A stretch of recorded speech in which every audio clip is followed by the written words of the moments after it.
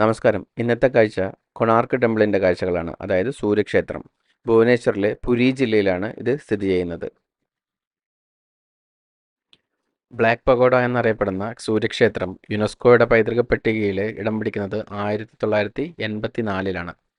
ചരിത്ര പശ്ചാത്തലം പറയുകയാണെങ്കിൽ 13-ാം നൂറ്റാണ്ടിൽ ഗംഗാ രാജവംശത്തിലെ രാജാവായ നരസിംഹദേവൻ ഒന്നാമനാണ് ഈ ക്ഷേത്രം പണികഴിക്കാൻ വേണ്ടി ഉത്തരവിടുന്നത്.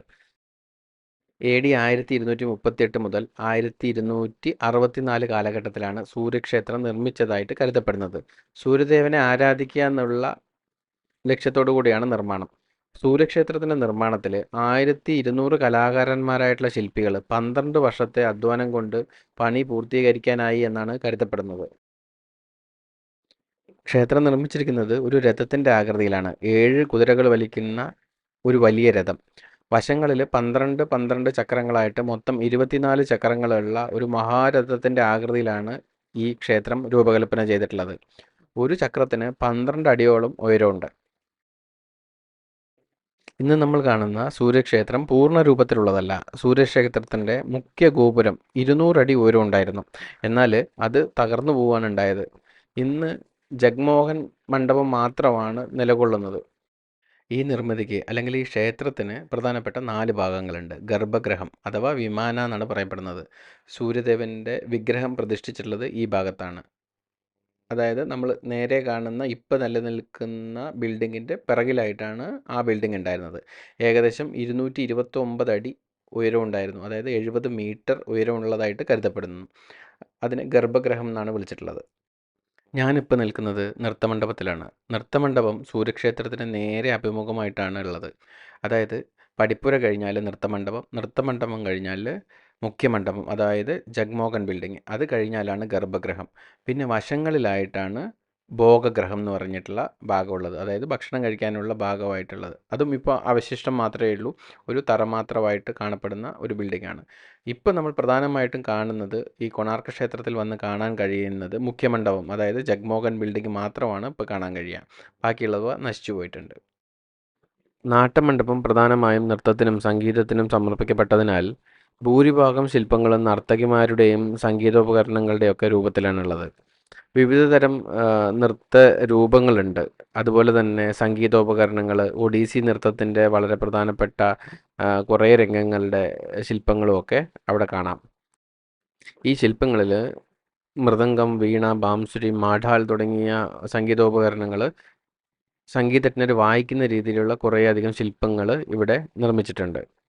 അതുപോലെ തന്നെ സൂര്യദേവനും മറ്റ് ദേവന്മാരും നൃത്തം ആസ്വദിക്കുന്ന പോലെയുള്ള ശില്പങ്ങളാണ് കൊത്തിവെച്ചിട്ടുള്ളത്. അതുപോലെ കാമശില്പങ്ങളും അവിടെയുണ്ട്. ക്ഷേത്രത്തിൻ്റെ മറ്റു ഭാഗങ്ങളിലും ഇതുപോലെ തന്നെയുള്ള കാമശില്പങ്ങളും വാത്സ്യായനൻ്റെ കാമശാസ്ത്രവും ഒക്കെ തന്നെ ആലേഖനം ചെയ്തിട്ടുണ്ട്. നാട്ടമണ്ഡപത്തിൻ്റെ ഭിത്തികളിൽ രാജജീവിതം ആലേഖനം ചെയ്തിട്ടുണ്ട്. അതിൽ ദാസിമാർ സേവിക്കുന്ന രീതികളും ലൈംഗിക ചേഷ്ടയുള്ള ഒരുപാട് രൂപങ്ങളും ഒക്കെ ഇവിടെ കാണാൻ കഴിയും. കൊണാർക്ക് ടെമ്പിളിൻ്റെ പല ഭാഗങ്ങളും നശിച്ചു പോയിട്ടുണ്ട്. ആ ഭാഗങ്ങൾ പുനരുദ്ധാരണ പ്രവർത്തനങ്ങൾ നടന്നിട്ടുണ്ട്. എങ്കിൽ തന്നെയും അത് രൂപത്തിൽ തന്നെ ക്രിയേറ്റ് ചെയ്യാനൊന്നും ശ്രമിച്ചിട്ടില്ല. പഴയതായിട്ടുള്ള ശില്പങ്ങൾ അതുപോലെ തന്നെ നിൽക്കുകയും പിന്നീട് അറ്റാച്ച്മെൻറ്റ്സ് വന്നിട്ടുള്ള ഭാഗങ്ങളിൽ പ്ലെയിൻ ആയിട്ടുള്ള കല്ലുകൾ വെച്ച് അഡ്ജസ്റ്റ് ചെയ്തിരിക്കുകയാണ് ചെയ്തിട്ടുള്ളത്.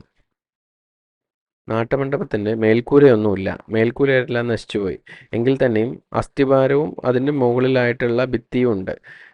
ആ ഭാഗങ്ങളിലാണ് ഈ ശില്പരൂപങ്ങളൊക്കെ ഉള്ളത്. നാട്ടമണ്ഡപത്തിൽ നിന്ന് താഴത്തോട്ട് ഇറങ്ങുമ്പോഴാണ് യഥാർത്ഥത്തിൽ ഈ പറയുന്ന നർത്തകിമാരുടെ രൂപങ്ങളും അതുപോലെ തന്നെ ഇൻസ്ട്രുമെൻ്റ് ഉപയോഗിക്കുന്ന ശില്പങ്ങളും ഒക്കെ കാണാൻ കഴിയുക. താരതമ്യേന ശില്പങ്ങൾ നശിച്ചു പോവാത്ത ഒരു ബിൽഡിംഗാണ് ഈ നാട്ടമണ്ഡപം. ഈ നാട്ടമണ്ഡപം കഴിയുമ്പോഴാണ് യഥാർത്ഥത്തിലുള്ള ടെമ്പിൾ സ്റ്റാർട്ട് ചെയ്യുന്നത്. അതായത് രഥരൂപത്തിലുള്ള ടെമ്പിൾ സ്റ്റാർട്ട് ചെയ്യുന്നത് അവിടെ നിന്നാണ്. അതായത് ജഗ്മോഹൻ ബിൽഡിംഗ് ആണ് യഥാർത്ഥത്തിൽ ഈ ടെമ്പിളിൻ്റെ പാർട്ടായിട്ടുള്ള ഭാഗം തുടങ്ങുന്നത്. കൊണാർക്ക് ടെമ്പിളിൽ പൂർണ്ണമായ രൂപത്തിൽ നിലനിൽക്കുന്ന ഒരേ ഒരു ബിൽഡിംഗ് ഈ ജഗ്മോഹൻ ബിൽഡിംഗ് ആണ്. ഇതിന് 39 മീറ്റർ ഉയരമുണ്ട്. അറ്റകുറ്റപ്പണികളെല്ലാം നടത്തിയിട്ടുണ്ട് എങ്കിൽ തന്നെയും സ്ട്രക്ചർ ഏകദേശം അതുപോലെ തന്നെ നിലനിൽക്കുന്നുണ്ട്.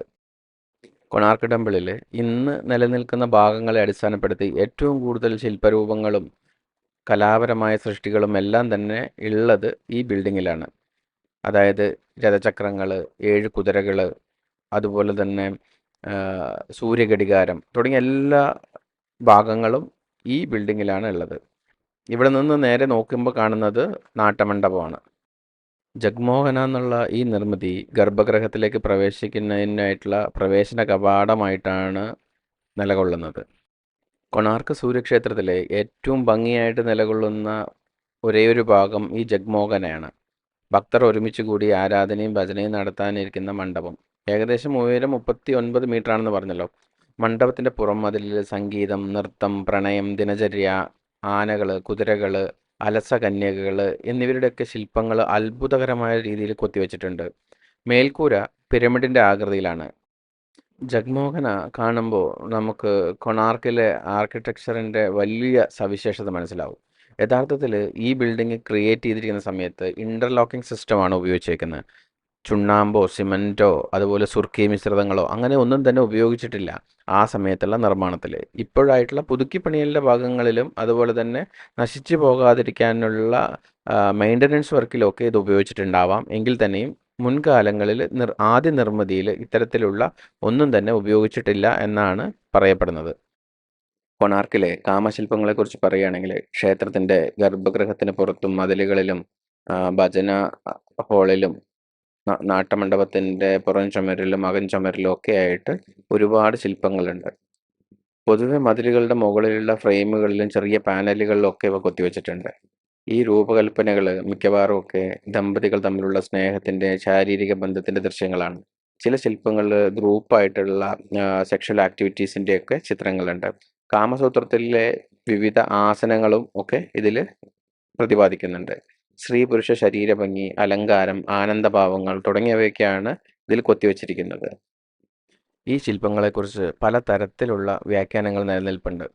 അതിൽ ജീവിതത്തിൻ്റെ സൃഷ്ടിയും പ്രജനനവും പ്രതിനിധീകരിക്കുന്നുവെന്നും അതുപോലെ തന്നെ കാമം, അർത്ഥം, ധർമ്മം, മോക്ഷം എന്നിങ്ങനെ 4 പുരുഷാർത്ഥങ്ങളിൽ ഒന്നായിട്ടുള്ള കാമത്തിൻ്റെ പ്രാധാന്യത്തെക്കുറിച്ച് പ്രതിപാദിക്കുന്നു എന്നൊക്കെ പറയുന്നുണ്ട്. അതുപോലെ തന്നെ മനുഷ്യ ജീവിതത്തിൻ്റെ ആനന്ദവും പ്രകൃതിയുമായിട്ടുള്ള ബന്ധത്തിനെക്കുറിച്ചിട്ടുള്ള ഒരു അവതരണമാണെന്നൊക്കെ അവകാശപ്പെടുന്നവരുണ്ട്. ചില പണ്ഡിതന്മാരായിട്ടുള്ള ആളുകൾ എന്ന് അവകാശപ്പെടുന്ന ആളുകൾ പറയുന്നത് ഗർഭഗൃഹത്തിലേക്ക് പ്രവേശിക്കുന്ന ആളുകൾ കാമത്തെ അതിജീവിച്ച് ആത്മീയതയിലേക്ക് പ്രവേശിക്കുക എന്നുള്ള ഒരു സൂചനയാണ് ഇത് നൽകുന്നത് എന്നൊക്കെയാണ്.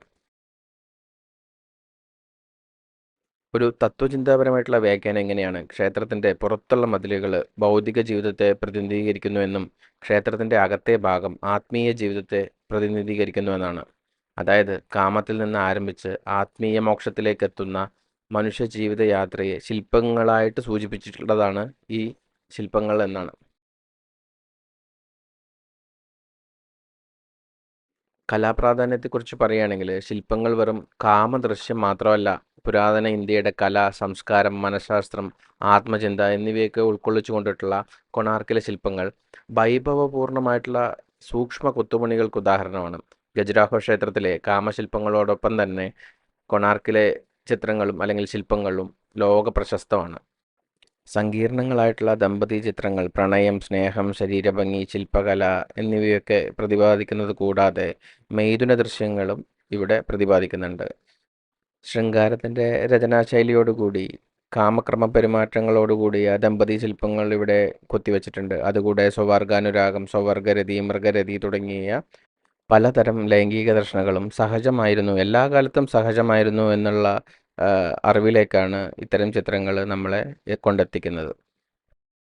കൊണാർക്ക് ക്ഷേത്രത്തിൻ്റെ പഴക്കം പോലെ തന്നെ പല അന്ധവിശ്വാസങ്ങളും അതുപോലെ തന്നെ അബദ്ധധാരണകളും ഈ അമ്പലത്തിനെ ചുറ്റിപ്പറ്റി നിലനിൽക്കുന്നുണ്ട്. അതിൽ ഒന്നാണ് ശ്രീകൃഷ്ണൻ്റെ മകനായിട്ടുള്ള സാംബയ്ക്ക് കുഷ്ഠരോഗം വരുന്നു. കുഷ്ഠരോഗം മാറാനായിട്ട് 12 കൊല്ലത്തോളം സൂര്യദേവനെ പ്രാർത്ഥിക്കുന്നു. അങ്ങനെ സൂര്യൻ ഈ കുഷ്ഠരോഗം മാറ്റിക്കൊടുക്കുന്നതിൻ്റെ നന്ദിയായിട്ട് സൂര്യദേവനെ ആരാധിക്കാനായിട്ട് നിർമ്മിച്ചതാണ് ഈ സൂര്യക്ഷേത്രം എന്നാണ് ഒരു വിശ്വാസമുള്ളത്. ചരിത്ര വസ്തുത പറയുകയാണെങ്കിൽ 13-ാം നൂറ്റാണ്ടിലാണ് ഇത് നിർമ്മിക്കപ്പെടുന്നത്. മറ്റൊരു അബദ്ധധാരണയെക്കുറിച്ച് പറയുകയാണെങ്കിൽ ക്ഷേത്രത്തിൻ്റെ മുകളിൽ ഒരു വലിയ കാന്തിക കല്ലുണ്ടായിരുന്നു എന്നാണ്. ആ കാന്തിക കല്ല് കാരണം കപ്പലുകൾ, കടലിലൂടെ കടന്നു പോകുന്ന കപ്പലുകളുടെ കോമ്പസിൻ്റെ ഡയറക്ഷൻ മാറിപ്പോവും, കപ്പലുകൾ വഴിതെറ്റിപ്പോകുന്നു എന്നൊക്കെ വിശ്വസിച്ചിരുന്നു. നാട്ടുകാരെപ്പോഴും വിശ്വസിക്കുന്നുണ്ട് എന്നുള്ളതാണ് സത്യം. പിന്നീട് പോർച്ചുഗീസുകാർ ഇന്ത്യയിലെത്തിയ സമയത്ത് ഇത്തരത്തിലുള്ള അപകടങ്ങൾ ഉണ്ടായതിനെ തുടർന്ന് അവർ ആ കാന്തികക്കല്ലിനെ എടുത്തു മാറ്റിയെന്നും ആ കാന്തികക്കല്ല് എടുത്തു മാറ്റിയതോടുകൂടി ഈ ബിൽഡിങ്ങിൻ്റെ സന്തുലിതാവസ്ഥ നഷ്ടപ്പെടുകയും അങ്ങനെയാണ് ഈ ഗർഭഗൃഹം പൊട്ടിപ്പോയതെന്നൊക്കെയാണ് ഇവിടുത്തുകാർ വിശ്വസിക്കുന്നത്. ഇൻ്റർനെറ്റിൽ സെർച്ച് ചെയ്ത് കഴിഞ്ഞാൽ ഈ ടെമ്പിളിൻ്റെ നഷ്ടപ്പെട്ടു പോയ ഭാഗങ്ങൾ പ്രത്യേകം അടയാളപ്പെടുത്തിയിട്ടുള്ള കുറേയധികം ചിത്രങ്ങൾ കിട്ടാനുണ്ട്. ഓൾ ടുഗദർ നശിച്ചു പോയ ഒരു ചിത്രവും അതിൻ്റെ മൊത്തം രൂപത്തിലുള്ള രൂപരേഖയും ഒക്കെ തന്നെ ഗൂഗിളിൽ സെർച്ച് ചെയ്താൽ കിട്ടാനുണ്ട്. ഈ ക്ഷേത്ര സമുച്ചയത്തിൻ്റെ ആകെ വിസ്തീർണം എന്ന് പറയുകയാണെങ്കിൽ 26 ഏക്കറാണ്. ഏകദേശം 10.5 ഹെക്ടർ സ്ഥലമുണ്ട് ഈ ക്ഷേത്ര സമുച്ചയത്തിന്. ഇത് മുഴുവനായിട്ടും ആർക്കിയോളജിക്കൽ സർവേ ഓഫ് ഇന്ത്യയുടെ അണ്ടറിലാണ് ഉള്ളത്. ഈ രഥരൂപത്തിലുള്ള 24 ചക്രങ്ങളുള്ള ഈ രഥരൂപത്തിലുള്ള ബിൽഡിങ്ങിൻ്റെ മൊത്തം വലിപ്പം എത്രയാണെന്ന് വെച്ചാൽ 865 ചതുരശ്ര മീറ്ററാണ്. അതിൻ്റെ അടിസ്ഥാനം നോക്കിയിട്ടുള്ള അളവാണത്. ഈ ക്ഷേത്രത്തിൻ്റെ ഭീകരമായ ഒരു സൗന്ദര്യം കാണണമെങ്കിൽ കുറച്ച് അകലെയായിട്ട് നിന്നാലേ മനസ്സിലാവുള്ളൂ. ആളുകളെല്ലാം എത്ര ചെറുതാണെന്ന് മനസ്സിലാവും. അത്രത്തോളം വലിയൊരു ബിൽഡിംഗ് ആണ്. അതിൻ്റെ അടുത്ത് നിന്ന് നോക്കിക്കഴിഞ്ഞാൽ അത്രയും ഭീകരത ഫീൽ ചെയ്യുന്നില്ല എങ്കിൽ തന്നെയും കുറച്ച് അകലെയായിട്ട് നിന്നാലേ നമുക്കിത് മുഴുവനായിട്ട് കാണാൻ കഴിയുള്ളൂ. അപ്പോഴാണ് ഇതിൻ്റെ ഒരു വലിപ്പവും ഇതിൻ്റെ ഒരു ഭീകരതയൊക്കെ മനസ്സിലാവുന്നത്. സൂര്യക്ഷേത്രത്തിൻ്റെ പടിഞ്ഞാറ് ഭാഗത്തായിട്ട് ഒരു ഛായാദേവിക്ക് ഒരു ക്ഷേത്രമുണ്ട്. യഥാർത്ഥത്തിൽ ഛായാദേവി എന്നുള്ളത് സൂര്യൻ്റെ രണ്ടാമത്തെ ഭാര്യയാണ്. പുരാണകഥ അടിസ്ഥാനമാക്കി പറയുകയാണെങ്കിൽ സൂര്യൻ്റെ ആദ്യ ഭാര്യ സാംഖ്യ ഏറെ തീവ്രപ്രകാശം സഹിക്കാനാവാതെ തൻ്റെ നിഴൽ രൂപമായിട്ടുള്ള ഛായേനെ സൂര്യനോട് വിടുകയും സാംഖ്യ വീട് വിട്ട് പോവുകയാണ് ചെയ്തിട്ടുള്ളത്. അതിനുശേഷം സാംഖ്യയ്ക്ക് പകരം ഈ ഛായാദേവിയാണ് സൂര്യൻ്റെ ഗൃഹിണിയായിട്ട് തുടരുന്നത്. ഒരു ചെറിയൊരു ചതുരാകൃതിയിലുള്ള ഒരു അമ്പലം, ഒരു ശില്പം ഉണ്ടെന്ന് മാത്രമേ ഉള്ളൂ. അല്ലാതെ പ്രത്യേകിച്ച് ആഡംബരങ്ങളൊന്നുമുള്ള ഒരു ക്ഷേത്രമല്ല. പിന്നീട് ഇവിടുത്തെ ആളുകൾ വിശ്വസിക്കുന്നത് ദാമ്പത്യ ജീവിതം നന്നാവാനും കുഞ്ഞുങ്ങൾ ഉണ്ടാവാനും ഒക്കെ ഈ ദൈവത്തിനെ പ്രാർത്ഥിക്കുന്നതും ഇവിടെ വിളക്ക് വയ്ക്കുന്നതും ഒക്കെ നല്ലതാണെന്നൊക്കെ കരുതുന്നുണ്ട്. ഇത്രയൊക്കെ തന്നെയാണ് ഞാൻ കൊണാർക്ക് ടെമ്പിളിനെ കുറിച്ച് മനസ്സിലാക്കിയിട്ടുള്ള വിശേഷങ്ങൾ. ഇതുകൂടെ കാണാനായിട്ടുള്ള കാഴ്ച എന്താണെന്ന് വെച്ച് കഴിഞ്ഞാൽ ആർക്കിയോളജിക്കൽ സർവേ ഓഫ് ഇന്ത്യയുടെ കുറേ നവീകരണ പ്രവർത്തനങ്ങൾ ഈ അമ്പലത്തിൽ കാണാൻ കഴിയും. അതായത് ഇടിഞ്ഞു പോവാറായിട്ടുള്ള ബിൽഡിങ്ങിനെ ബലപ്പെടുത്തുന്നതും അതുപോലെ മെറ്റൽ പൈലിംഗ് നടത്തിയിട്ട് ട്രാക്ഷൻ കൊടുത്തിട്ടുള്ളതും അതുപോലെ തന്നെ കുറേ അധികം മെറ്റൽ പൈലിങ്ങുകളും മെറ്റൽ സ്ട്രക്ചറുകളും ഒക്കെ ഈ ബിൽഡിങ്ങിനെ ബലപ്പെടുത്തുന്നതൊക്കെ ആയിട്ടുള്ള കാഴ്ചകളുണ്ട്. അതുകൂടാതെ പിന്നീടുള്ളൊരു കാഴ്ച ഇതിൻ്റെ പഴയ നിർമ്മിതിയുടെ ഭാഗമായിട്ടുള്ള അയൺ റോഡുകൾ ഒരു അരികിലായിട്ട് കൂട്ടിവെച്ചിട്ടുണ്ട്. ഇതൊക്കെ അന്നേ കാലത്ത് എത്ര മനോഹരമായിട്ട് അല്ലെങ്കിൽ ഈ രീതിയിൽ ചെയ്തെടുക്കാൻ കഴിഞ്ഞത് ഒരു അത്ഭുതമായിട്ട് തോന്നുന്നുണ്ട്. ഈ കാഴ്ചകളൊക്കെയാണ് കൊണാർക്കിൻ്റെ വിശേഷങ്ങൾ. ഇനി അടുത്ത വീഡിയോയിൽ കാണാം. Thank you.